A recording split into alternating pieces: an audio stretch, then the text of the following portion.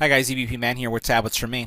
And today we're going to go over a series of tips for the Samsung Galaxy Tab S2, and this applies both to the 8.0 version and the 9.7. Some of these tips are going to be basic tips associated with just general Android usage, but they're going to be some very specific ones that are unique to this tablet, and I'll show you those first. So the first tip I want to show you is how do you disable the Flipboard that shows up here. Some of you may not appreciate that and may want to do something else with that space, and that's like putting a page somewhere there. So to disable it, all you're going to do is pinch, you're going to scroll over, and you're going to uncheck the briefing area. And when you come back, and we'll just hit a return, there's nothing there now. So one other thing that you can do is take one of your pages. You can actually add a page and take a page that you just added. We'll say this one right here. So we've added it. Let's go back into it. And what I could do now is drag it in this direction. So I'm going to move it one more time. And now my home page has a page on this side and has a page on this side, and the Flipboard is just not there. So that's one quick tip on how you can change your experience if you want to get rid of that briefing area, which is also Flipboard. Now this tip is to extend your battery life. So if we go into the top menu, we're going to go into settings, and you go under Wi-Fi and you choose more. You have an option here that says keep Wi-Fi on during sleeping. If you have it on, that means that your tablet's going to be up to date as soon as you pick it up with all your emails. The problem with that is that if you do have it on all the time and it's updating your emails, what you will be using is your battery. So I always choose only, as I did right there, keep Wi-Fi on only when I'm plugged in. The iPad, for example, if you go into the iPad and you go into the email client, you'll find that when your iPad is asleep, it is not up to date. You have to swipe down to update it. And that's one of the reasons why the iPad lasts such a long time, because it's not continually getting those updates to some of the applications. So I like choosing only when plugged in, and then that's going to extend your battery life. Now this tip is also found in the settings area. One of the things I like doing is, and this happens to PCs, this happens to Macs, this happens to all computers, regardless of the operating system that it's running, and that's the need to restart it. So if you would like your tablet to do an auto restart, there's a feature that's available here that's called auto restart. And what the auto restart will do is you can determine by enabling it here when you want the tablet to restart and what days do you want it to restart. And what that's going to do is when you pick up your tablet, it's always going to be fresh. It's inevitable. Most PCs, most Macs, any computer device needs time to shut down and restart just to clear itself. So you could actually set your tablet to do that automatically by establishing the time that you want it to take place, and you could also establish if you want that to happen on a specific day. So you can choose what day you'd want the tablet to restart, and what that's going to do for you is it's going to clear up that memory and make the tablet much more stable and faster. Now if you're an avid Android user or Samsung user, you know that there is a feature called Ultra Power Savings Mode on the tablet. And most of us are familiar with that. You'll see that it's right there. The thing about that feature is that it really limits your tablet on what you can do. So it does cut down on some of the features, but it does extend your battery life. I like using another feature that's not really known that often, and that's turning your tablet into Grayscale. And that's also going to extend the battery life. So to enable Grayscale, you're going to go into your menu, Settings. We're going to go down to Personal, choose Accessibility, then you're going to choose Vision, and here you're going to turn on the Grayscale mode. And by turning on Grayscale, all the colors are going to get washed out and everything is going to be in a grayscale. It's going to extend your battery life significantly because it doesn't have to pump all those colors through. Now think about it. If you're reading a book, if you are just surfing the web and you don't really need it, or you're in a school environment and you want to extend your battery beyond normal use, this is a cool feature to try, and not many people use it. Now there's another function that I find very useful, and it's also under accessibility. Sometimes with tablets, based on their resolution, you may find that the fonts are too small. So if you would like to change all the fonts on your tablet, what you're going to do is go into Personal again, go into Accessibility, and you're going to go into Vision again. And in Vision, you're going to choose your font size, and you're going to say that you want to have a larger font size. And you notice you have a scale here, so I can move to the next scale. Notice how the text changed size. And I can continue to do this until I find the size that I feel comfortable with. Like right now, if I go back, it's at small, but I can go from that small size, which is, and I can move it up just a tad. And when I do that, all the fonts, your websites, everything is going to be larger. Not significantly larger because now it's medium, but it gives you that flexibility. This is going to reduce a lot. If you find yourself pinching and zooming a lot to be able to read the text because of the tablet, I find it really useful, especially if you're using the 8-inch tablet, because then you can make things larger as you're using it. Another powerful feature with the tablets, and this is also available on your note, is multitasking. So if I choose the multitasking button, I have the ability to see two things at the same time. And you notice I have this little button right here. If I choose it, what will happen is the website that I was in will take up a portion of the screen. And then what I could do is choose my next application that I want to have in this multitasking mode. So I can look at websites at the top.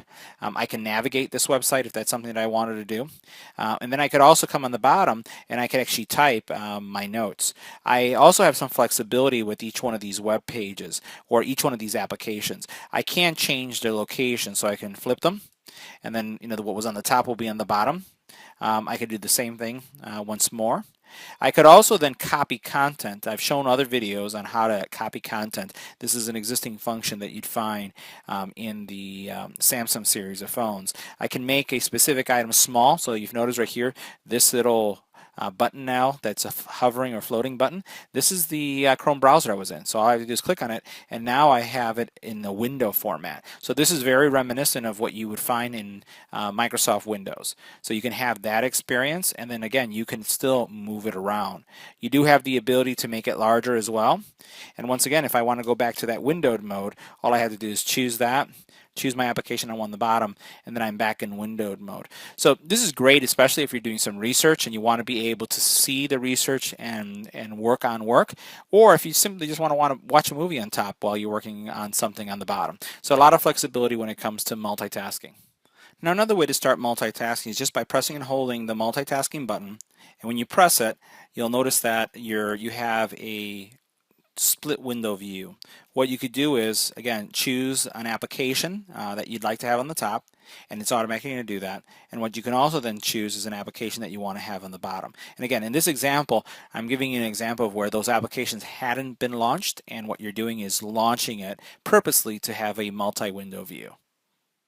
Now there's another feature that's available on Samsung products that is not widely known, and this is part of their Samsung browser that comes part of your tablet and your smartphone. So if I zoom in to a specific text and I'd like to know more about a specific term, I could do web search, I can do a dictionary lookup, I can share the word. So there's a lot of functionality that comes in here. If I am using Chrome, I don't really see all these options. This is only part of the Samsung native browser. So the other feature I wanted to show you has to do with security, and one of them is the Find My Mobile. Find My Mobile is going to give you the ability to find your tablet in the event that it gets lost. It'll give you the ability to do a remote wipe as long as there's a Wi-Fi connection. So I highly recommend that you go through this process. I get so many emails from folks asking me, what do I do? I lost my device, and they've never set this up. Set it up, and it'll allow you to track it, locate it, and wipe it if that's needed. The next tip has to do with fingerprints, and I use my fingerprints successfully on all my devices, and it's because of the registration technique that I use.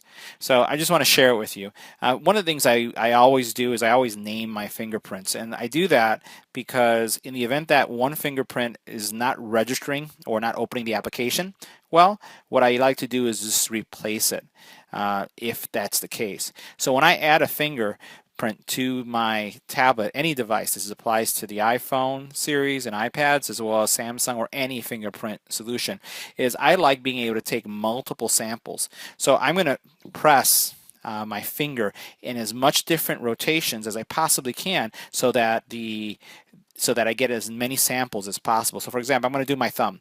I'm going to try the tip of my thumb, and it takes it. The side of my thumb, I did it too fast. I'll do this side.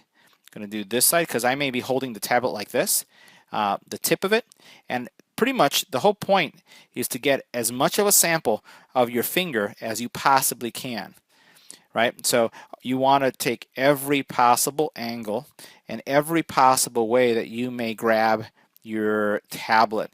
And as you do that, you're going to get a very accurate reading, because we don't always press the button exactly the same way. And too many people, when they're registering their tablet, they're doing it in a way that's absolutely perfect, and then when they try to use it, it doesn't work. So rotate your finger, create multiple imprints around different angles, and then what you do is name it. So this is going to be my right thumb. And then you'll be sure to have an excellent fingerprint experience, or unlocking experience. You could also use your fingerprint to sign into websites and also to verify your account. If you choose to do this, what it will do is, if you have to, let's say for example, sign into Twitter and you're putting in your user ID and password, using your fingerprint, Samsung will store your passwords on the device and then key those in for you if that's something you'd like to do. Now this is a basic tip, and that's about organizing content. You'll notice that Google has this folder.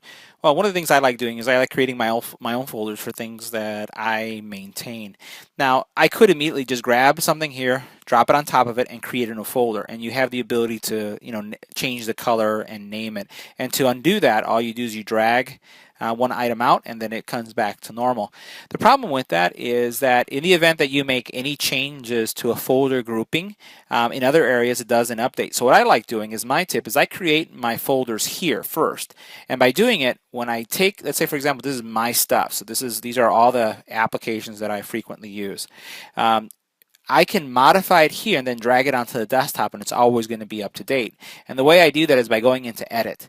And it's very similar to what we just did. You're going to be taking one folder and dragging it onto another folder. And by doing it, it's going to create something. So, for example, you can grab any of the things that are here. So I'll grab the contacts. As soon as I put it right on top of CNN, it creates a group. The difference is that this group is going to be in your application tray. So if you want to remove it, you just pull it out and it just undoes the folder. The other thing that you could do is, I like sorting all of my organized folders. So when you do a sort, it automatically puts all the group items on top first, and then on the bottom you have all the miscellaneous one alphabetically. But once again, now I can drag this folder down and it's up to date. And if I add another application, all I do is I add the application, drag it to my stuff, and I will drag it down to the page. And that's going to give me a more consistent experience with all of the applications I use frequently. Another tip inside of this application tray is the ability to uninstall. Right, so one of the things you can do is, when you choose Edit, you notice how those minus signs are everywhere. Any of those applications that I click on are going to uninstall by simply clicking on it. At the same time, if I can't uninstall it, I can disable it.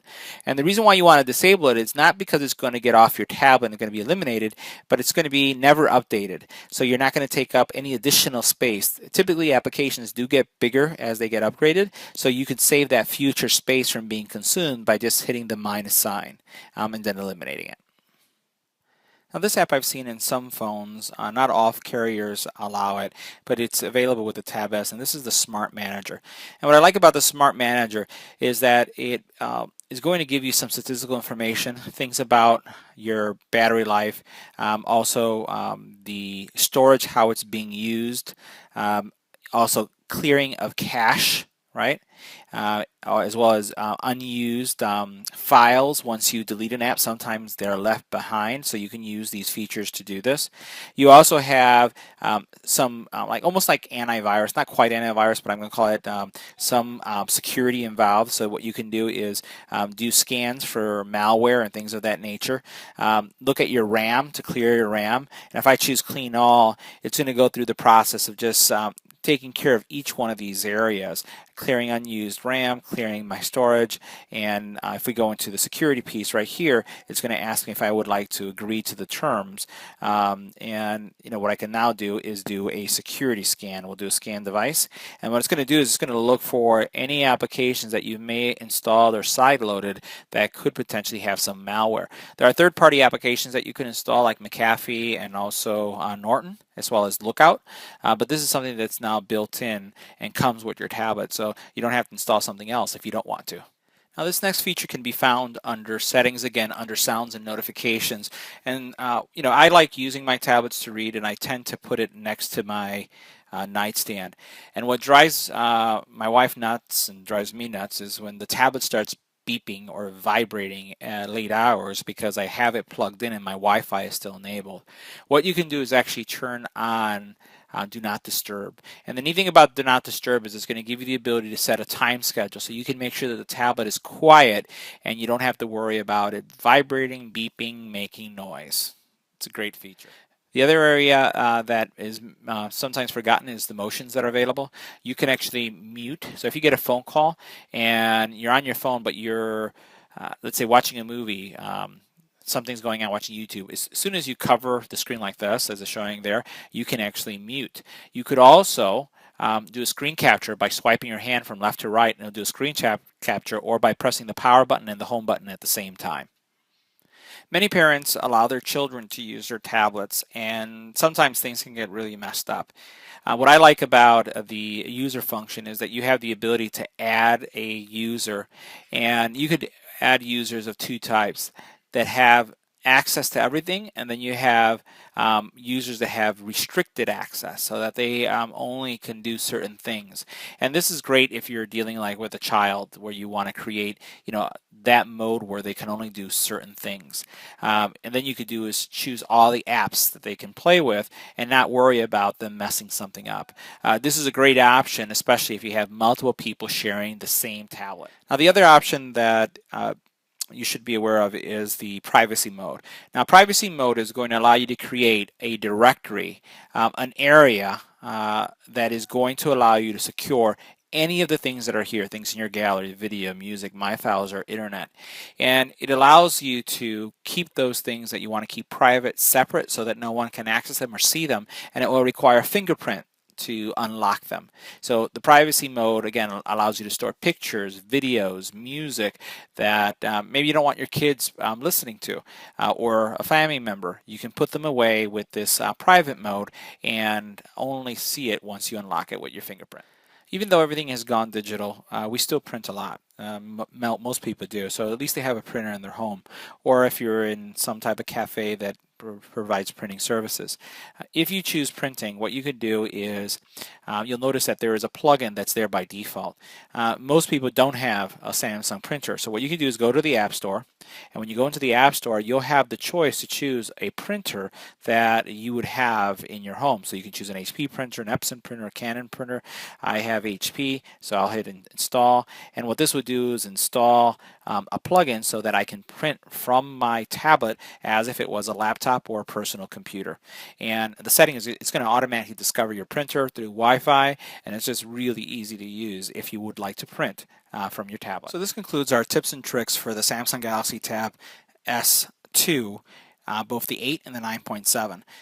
This is probably the shortest tips and trick video that I've done because a lot of these capabilities you'll find when you're using an Android phone. So if you're looking for more tips and more tricks, things that you can do, check out the videos that I have for the Note 5 or the S6 because many of those apply to the Samsung Galaxy Tab S2 series. If you have any comments or questions about this video, please leave it on the YouTube channel. And as always, I want to thank you for watching, and please don't forget to like, share, and subscribe.